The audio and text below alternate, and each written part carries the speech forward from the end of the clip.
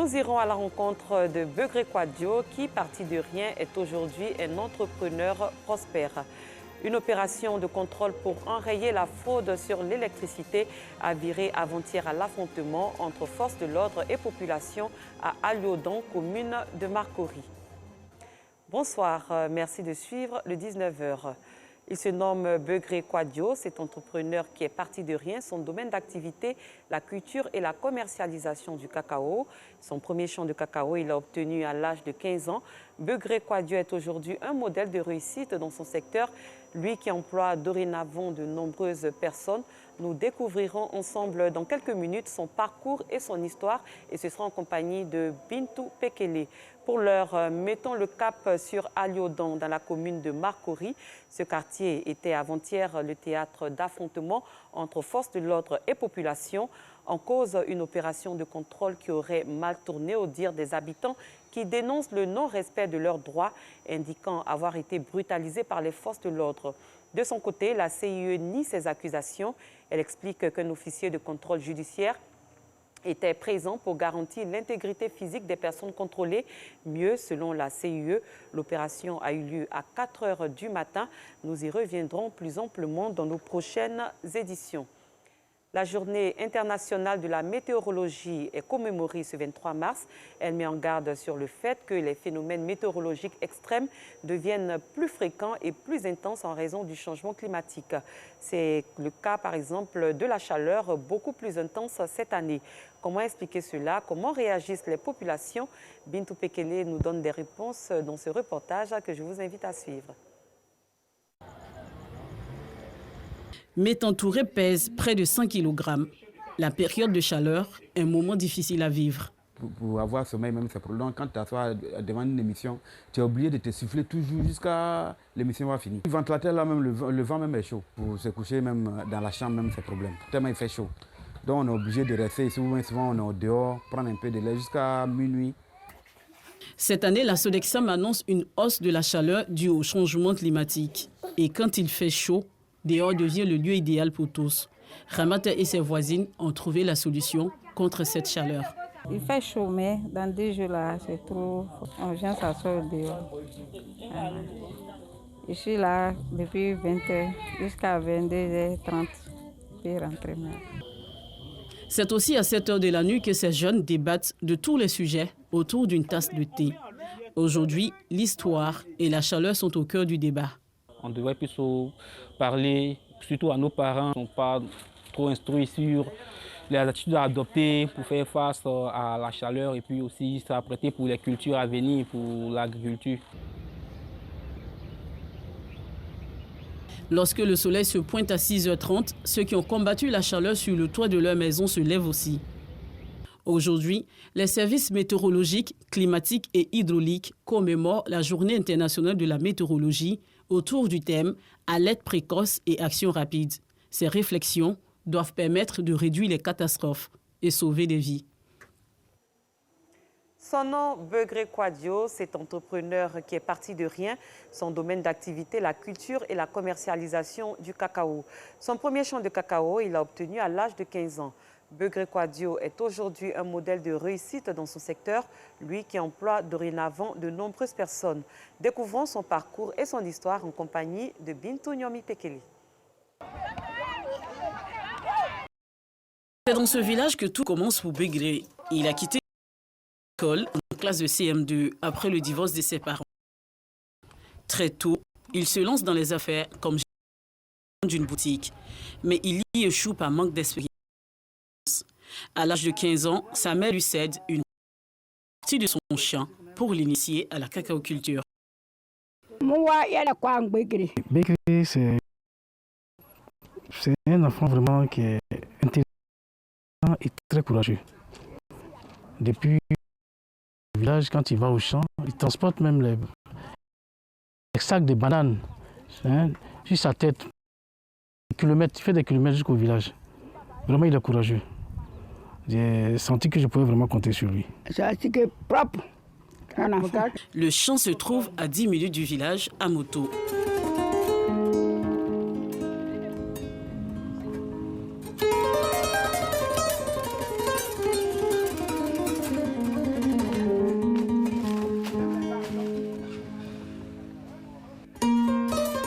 Nous sommes dans un champ d'une centaine d'hectares, un domaine de la famille Begré. C'est le moment de la cueillette. Donc, en ce moment, c'est la période. C'est mieux d'accueillir. C'est mieux prendre et bien ramasser. À l'entrée, là, la vie nous avait donné. Et ici, j'avais commencé moi-même avec les propres moyens que j'avais. Et puis à l'entrée, là où on est rentré là-bas aussi, c'est là-bas qu'on a fait pour terminer. Aujourd'hui, l'homme fait de nouvelles expériences.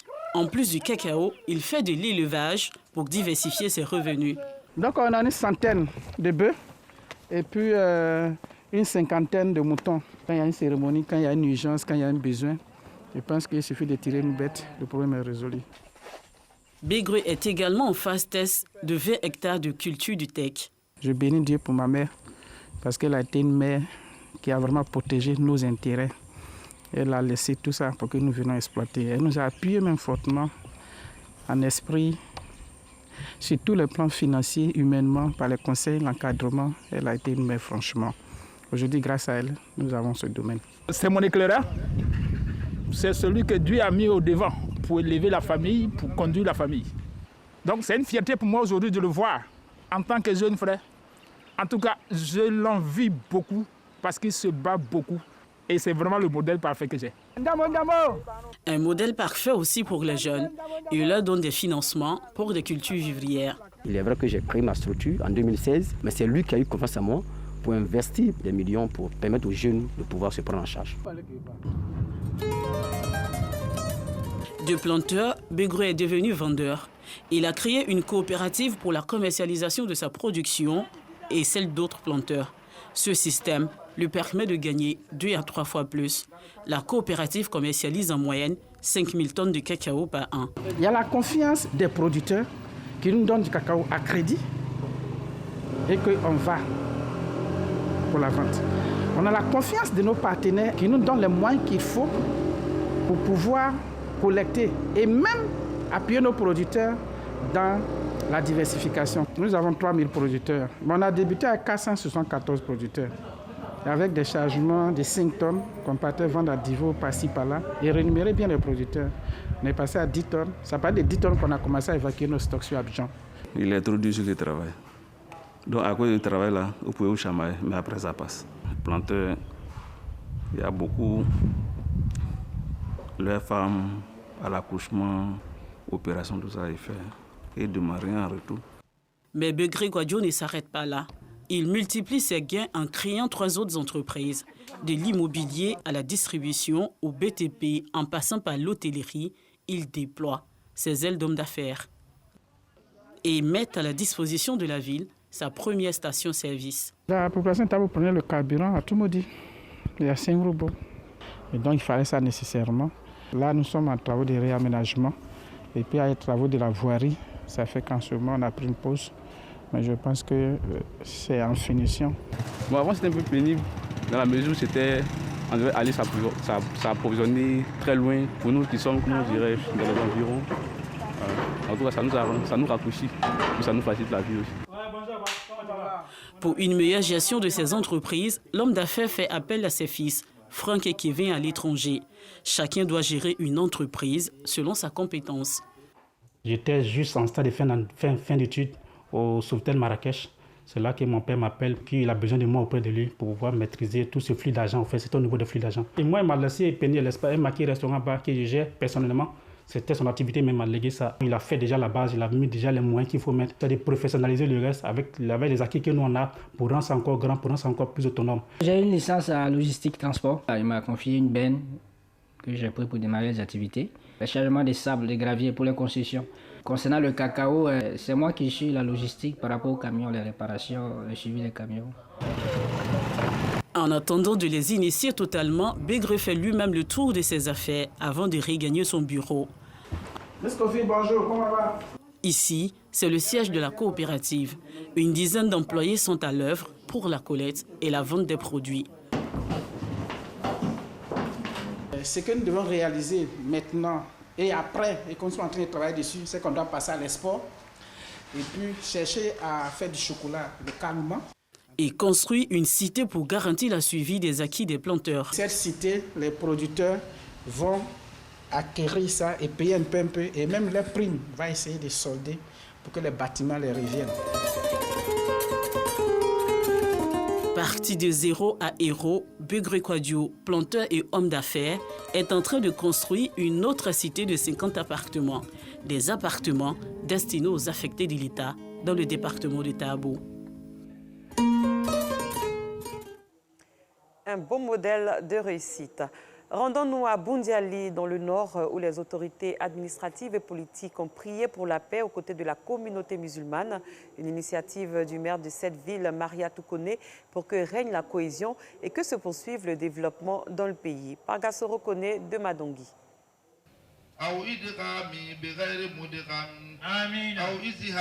C'est dans la ferveur et la piété que les fidèles musulmans de Boundiali se sont recueillis au sein de la grande mosquée de la ville. Aux côtés des autorités politiques, administratives et coutumières, ils ont imploré la grâce d'Allah le Tout-Puissant sur la Côte d'Ivoire et ses dirigeants.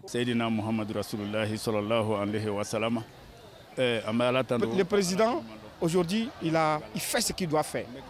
On peut dire là, nous sommes satisfaits de ses actes, mais nous prions Dieu pour qu'il soit plus fort, nous, en esprit, pour qu'il soit plus fort moralement et pour que le pays continue à aller sur le droit chemin. Nous allons prier Dieu encore pour que tous les enfants de la Côte d'Ivoire rentrent dans la même porte, qu'ils soient dans la même porte pour la paix. Implorer la grâce de Dieu afin que règne la paix en Côte d'Ivoire, une action qui rime avec le développement socio-économique.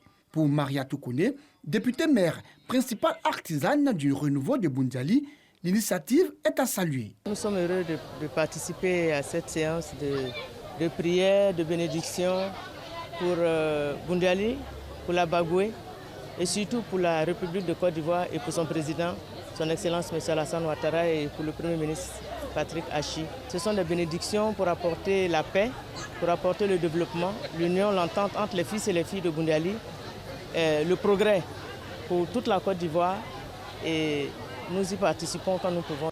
Après la communauté musulmane, le député maire Maria Toukone s'est rendu à l'église des Assemblées de Dieu. Objectif, apporter son soutien moral et financier à ses fidèles chrétiens. Elle n'a pas manqué de les exhorter à prier également pour la paix et la cohésion dans la Bagoué, mais surtout pour les filles et les fils de la Côte d'Ivoire. Autre chose à présent, le président du comité d'organisation de la Coupe d'Afrique des Nations 2023, Albert François Amicha, s'est rendu récemment à Yamoussoukro pour une visite des infrastructures sportives dédiées à la CAN 2023.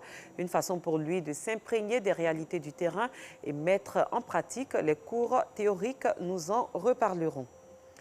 Loin de la Côte d'Ivoire, une fusillade a eu lieu ce mercredi aux abords du périmètre sécurisé de l'aéroport de Mogadiscio, capitale somalienne. Selon la télévision nationale, 2 terroristes auraient été abattus. 3 personnes ont été tuées. Les islamistes radicaux Shebab ont affirmé mener une attaque dans une zone abritant des ambassades. Fin de ce journal. Merci de l'avoir suivi. Très bonne soirée. Rendez-vous demain pour une autre édition.